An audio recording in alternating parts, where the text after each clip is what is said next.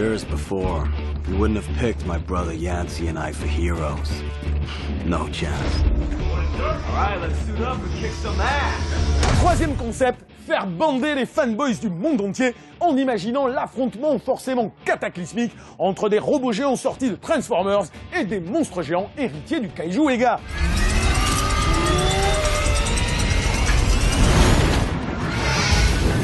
Un délire d'autant plus excitant que Grandmaster Guillermo del Toro dirige la chose avec un budget si balèze qu'il pouvait concrétiser ses rêves les plus fous. A priori, rien ne pouvait empêcher cette machine de guerre, aussi vendeuse qu'artistiquement rassurante, de défoncer au box-office World War Z, Man of Steel ou Wolverine. I got this.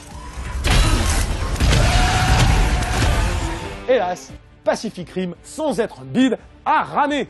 Alors pour râler, pour conspuer, pour bouffer de la bouse, les geeks sont forts. Mais quand un génie leur livre sur un plateau d'argent la réponse à tout ce qu'ils réclament en permanence, il n'y a plus personne. And this is the point where he goes completely crazy. Il ruine tout. Et les mecs, c'est génial. Le schlag. Hé, rentre chez ta mère. Bon, maintenant, pour qu'un blockbuster cartonne, faut qu'il se prenne au sérieux, mon grand. Faut qu'il soit monochrome, désaturé. S'il y a un peu de caméra à l'épaule pour se la jouer naturaliste, c'est mieux. Faut que les héros soient torturés, limite constipés. Faut qu'ils aient un regard concerné et qu'ils s'indignent. Il faut qu'il y ait un trauma d'enfance, le complexe d'Oedipe, la mort du père référent. Et surtout, faut tout expliquer, quitte à fucker l'imaginaire, qui est par essence symbolique. Alors pourquoi les morts reviennent sur Terre? Pourquoi le S de Superman? Pourquoi Captain America a un nom à la con? Pourquoi Bane est Bane? Et bien sûr, pourquoi des monstres géants? Et pourquoi des robots géants? Et pourquoi des robots contre des monstres?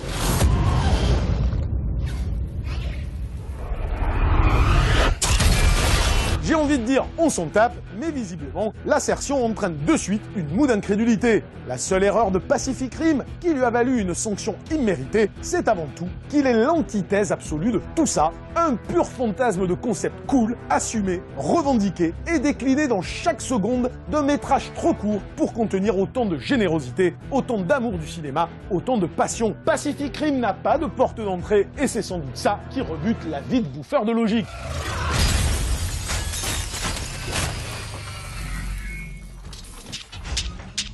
Il résume en 2 minutes sa mythologie, à contrario du blockbuster de base qui passe 45 minutes confère Man of Steel à expliquer ce qu'on sait déjà et nous balance direct dans le cœur de son concept en dynamitant les codes usités du bidon de lessive hollywoodien. Contrairement à un Avatar, où tu vas avoir un Cameron qui est un mec suffisamment intelligent pour se dire « Ouh là là, faut que je fasse accepter des schtroumpfs, donc je prépare mon bidule, je mets 15 portes d'entrée différentes, la porte rationnelle, la porte mythologique, la porte comme ci, et je permets à tous les spectateurs de se retrouver avant de rentrer dans mon histoire, ce que ne fait pas Del Toro. Del Toro, c'est bam, kaiju, bam, robot, il y a la guerre, on y va !» Pour des gens qui ne connaissent pas les Kaiju Ega, qui ne sont pas habitués à ça et qui, au contraire, vont voir des Independence Day ou des Godzilla dans lesquels on passe 40 minutes à leur dire « Alors, il s'est passé un truc là, menons l'enquête, et il se passe là, et ah, mais c'est quoi ce truc? Ah, là, là. » Et le monstre, il arrive. Là, ils s'en bat les couilles. C'est, hé, les mecs, c'est la guerre contre les robots, les trucs, on y va, bam! Moi, je peux comprendre que ça déstabilise des gens, et que des gens soient là, bam, c'est la seule erreur. Are you funning me, son? Pacific Rim retourne totalement de Transformers en termes de perspective narrative, se fout de la gueule du catastrophisme pompeux des blockbusters en déclarant sa flamme à son pendant japonais, caresse la beauté de ces monstres de chair et de métal car ils sont la quintessence de son concept, fait péter 1000 couleurs à l'écran comme alternative fun et utopiste au cinoche moribond de Christopher Nolan ou de Zack Snyder, mais surtout Pacific Rim est cool, viscéralement cool, sans conteste le seul blockbuster vraiment cool de cette année.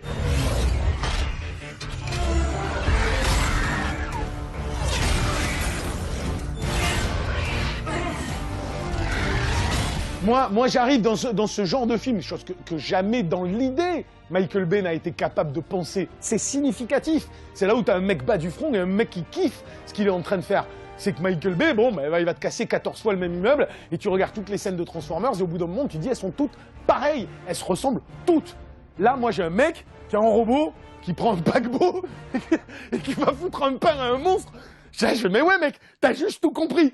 Tu as tout compris. Merci.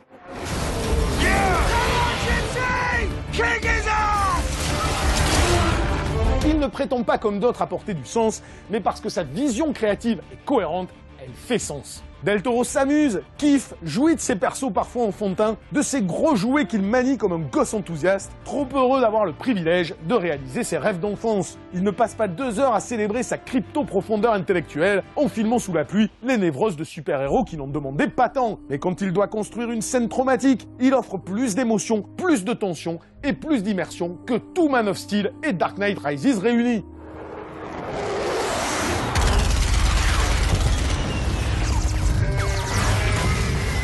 On n'est pas en train de dire qu'il ne faut pas qu'il y ait des drames fondateurs dans ce film. Il n'y a pas de problème à avoir un drame fondateur, c'est la façon dont tu le traites. La seule scène de la gamine, elle est tétanisante, elle est bouleversante.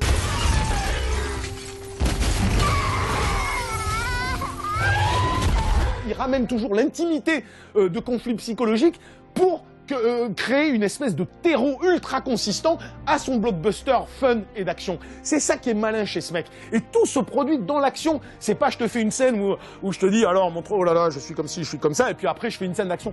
Tout se mêle. Et c'est parce que ça se mêle que c'est fluide, que c'est cohérent, que c'est jouissif, que c'est impliquant à mort. En cela, Del Toro est un vrai geek, un néophyte exigeant, qui n'a jamais oublié son âme de gosse et qui ne cherche pas de fausses postures pour se sentir exister. Del Toro jouit là où les autres peinent. Alors si vous voulez du fun, de la joie, de la couleur, de l'amour, du délire, et pas la traduction consternante d'une pensée égotique qui se complaît dans le cynisme ou dans la bien-pensance, il faut acheter Pacific Rim et s'éclater comme un gosse. C'est tout, point barre.